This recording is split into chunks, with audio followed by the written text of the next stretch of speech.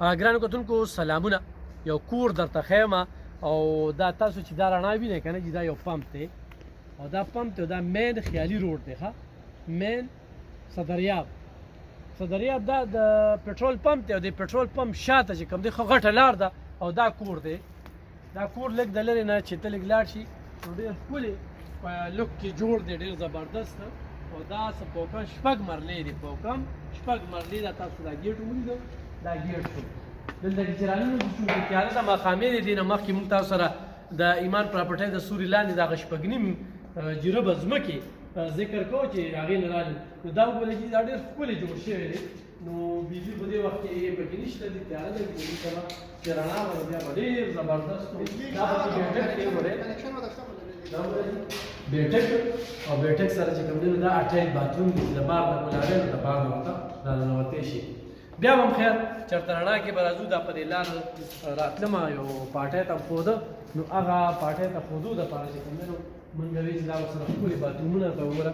دا باترومونه چې کوم دي نلکي یا یو سیس چې کوم دی هغه ټیک ټاک دی. یو کمره ته ښیم نو دا پوړی چې کوم دی نو ډېر پخه سیسټم کې پوړی جوړې شوي دي بور هر څه کور بلکل تیار دی دې کې چې کوم دی نو خلک پاتې شوي دي. دا وګورئ په زبردست بجلی پټنګ هر یو سیز به صرف پکې پکې لګول دي او ورته بیډ او یو څو بل څه دا وړل دي بس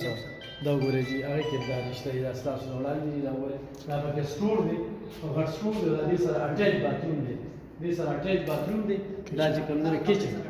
هرې کمرې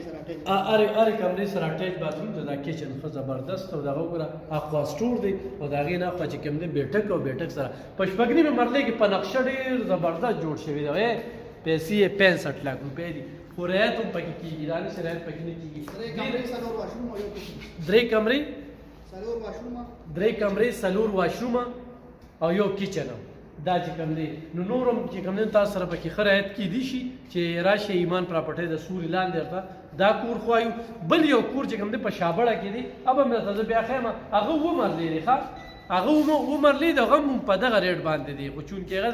دا کمرشل ځای دی دا د مین سړک نه بار دی نو تاسو د صرف دا ښیم هسې دا پوړی وګورئ پوړی چې کوم دی ماربل لګېدلي دي ډېر زبردست او خو لږ شان دی چونکې تیاره ده خو دا لپاره چې وګورئ دا په کوم انداز کې بالکل دا ارتباط او دا کمرشل سټایل دغه جوړ شوي دي او ګرم کتونکو چونکې تیاره ده په نظر نه راځي دا دغه زه تاسو ته ښیم چې دا ډېره مین روډ او هغه ګاډي ده ما تاسو چې پمپ دروغ درته نه یم ښه پمپ او دا رڼاګانې وینئ که نه مین سړک دی وګورئ دا تاسو ته به ښکاري او ښه غټه لار ده وړه لار نه ده ښه غټه لار ده 65 लाख روپۍ وایي او ښه پوره رعایت پکې کېږي نو تاسو بالکل راتلی شئ دا وګورئ چې هغه سوپېدارانو نه شاته